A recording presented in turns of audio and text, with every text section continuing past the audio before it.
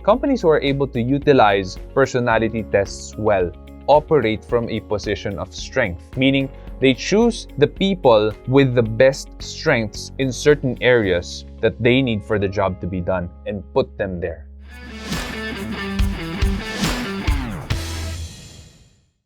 Hey guys, what's happening? Sean here, aka Mr. CEO at 22, and welcome to another episode of the Leadership Stack Podcast. If you're new here, please hit the subscribe button, the like button, and the bell notification icon, just because that maximizes the rankings of this YouTube video so that other people might be able to see it and find value in it. And as a bonus, you get first dibs on our videos as well. Today we'll be talking about how personality tests, a lot of them free, improves workplace dynamics. First off, what are the limitations of personality tests? So for me personally, I look at personality tests as something that helps you learn more about yourself, especially if you're less self-aware about your strengths, who you really are, especially in the workplace or at home or with other people, how you deal with them, how you treat your work, how you look at your work, how committed or how loyal you are to other people, to people in the workplace, to people in your family, to people in your circle of friends or your network. These personality tests helps you become more aware of yourself. It does not change who you are, right? It doesn't mean you get different results because you're trying to engineer yourself. So don't try to get different results. Whatever the results are on your first take, don't think too much about the answers. Usually when you take a personality test, the first answer you think of that feels the most right in a span of 3 or 4 seconds, that's the correct answer, right? Don't overthink about answering these personality tests because there's no right or wrong answer. Just get to know who you are really better and better. That's what it does. There's a lot of personality tests out there that you could try. A lot of them are free, some are paid, but I suggest if you're just starting out, try the free ones first, especially the more simple ones like the DISC. It's a super simple personality test. It's free and it's very, very common. You can get a little bit more insight about who you are, why you think in a certain way, why you work in a certain direction, and just also be more familiar with the DISC system so that when you get to work with other people and they have their DISC result, you will get to know already a little bit about them without them saying anything about themselves to you except for their DISC results. Usually in an organization, there's different teams. Different teams require different people. When you have different people, you want to make sure that you have the right people in a certain team.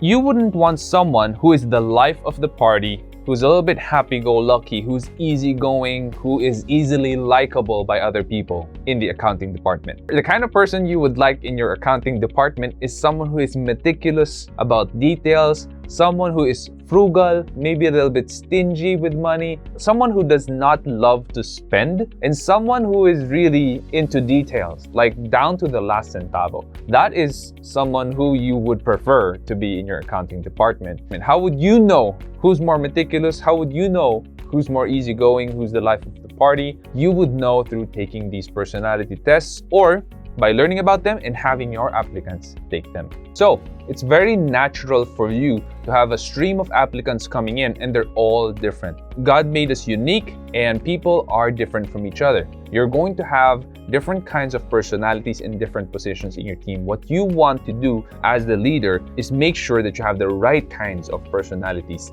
in the right team. Now, that is not an easy job because some people would apply for a certain position in your company with their personalities or their strengths or their preferences not really being a good fit for that position or role.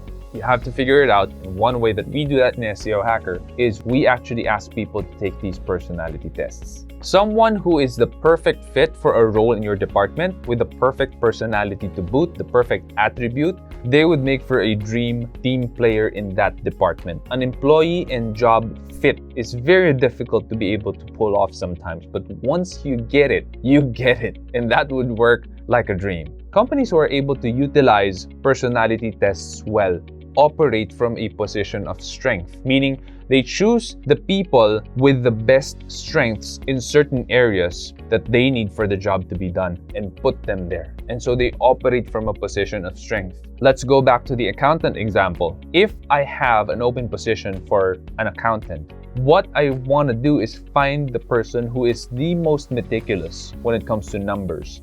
I want to find the person who is the most loyal, because I wouldn't want a person doing my accounting trying to spread around misinformation to other people in my team, or trying to spread around how much money X or Y is making in the team. That is going to be damaging. That's going to start gossip in the team, and we wouldn't want that. And same thing goes for every other department, right? So in my web development department, I want someone there who cares about results, who is an almost perfectionist, who is meticulous about the code, that the code is cleanly done, so when it executes, it's fast and it doesn't take up much process memory.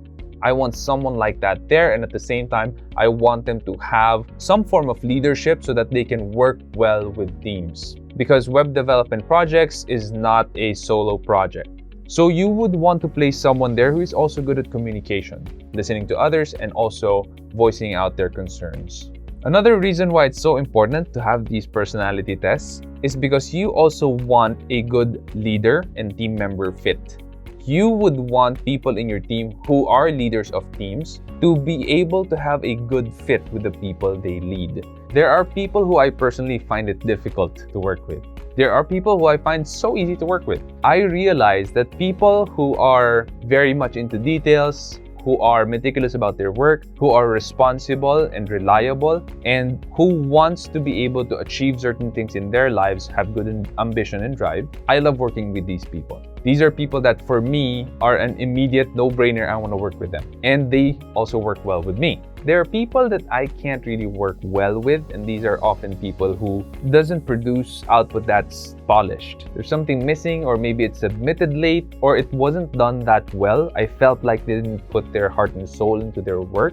I can't work well with these people. This is because I have an extremely high D personality, or dominant personality.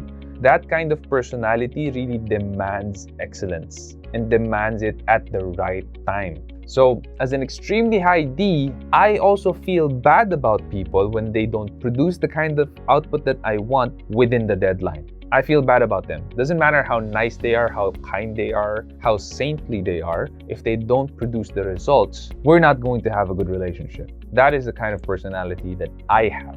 It's very different how my wife is. With my wife, Apple, doesn't matter if you produce great results or subpar results. What matters is for her, you're a human being and she loves you as a friend no matter what. In my case, work matters. And if you're not producing work that we need, then our relationship is gonna turn sour. Whether you know it or not, whether you like it or not. I'll give you guys another example. Our producer, Lara, we all took Enneagram tests. And it's a free personality test that you could take online. You could just get your results and search in Google what those results mean. And it turns out that with Lara's results, she got 1, 3, and 6, which if you look at what it means in Enneagram, number 1 is the reformer, which means she's idealistic, she's principled, she's rational. These things means that there are certain values in her life that she sticks to, and there are certain beliefs in her life that she sticks to. It's very important for her that she would be able to uphold these things at work. Another one of the Enneagram results of Lara is achiever. And that means that she is success-oriented, she is pragmatic, she's adaptive, she's driven. These things are important for her. And these things make her feel more alive. It's important for her to finish tasks in a day, to scratch things off her task list. It's important for her that she feels like she's doing something productive on a daily basis. That is important to these kinds of people.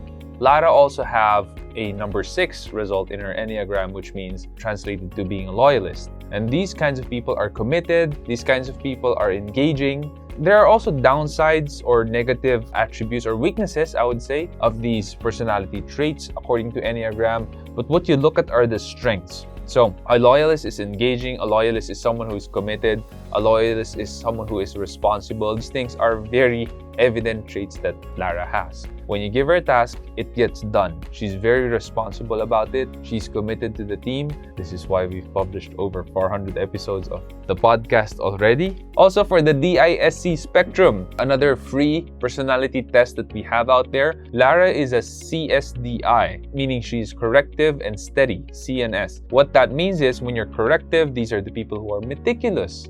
These are the people who would rather have something shipped out that's almost perfect. And steady or S are people who are loyal, who are just steady in life. They want things in a certain status quo and they are happy when they're there. Right, so her Enneagram, her DISC results are very, very similar. In fact, before we started rolling this episode, I was almost exactly right when I tried to guess her DISC based on her Enneagram. As a wrap-up, I hope that helps you out to figure out what you need to do next in your team. Maybe you should put this in your hiring process. Make sure that people answer the Enneagram test so that you, as the leader, gets the result before you hire anyone in your team. And you have to also figure out what kind of person you would need in this department or in this open position that you have so that you know exactly what kind of Enneagram results you need from a person to put the right person in the right position in your team. Now, my challenge for you is to take the Enneagram test if you haven't yet and the DISC test if you haven't yet, and maybe put your results in the comment section so that we can get to know who you are better. And if this episode has added value to you, please do help us by sharing this episode with someone, maybe a friend, a family member, a colleague, and hit that subscribe button, like button, and the bell notification icon if you haven't yet. Thank you so much, and I will see you in the next episode.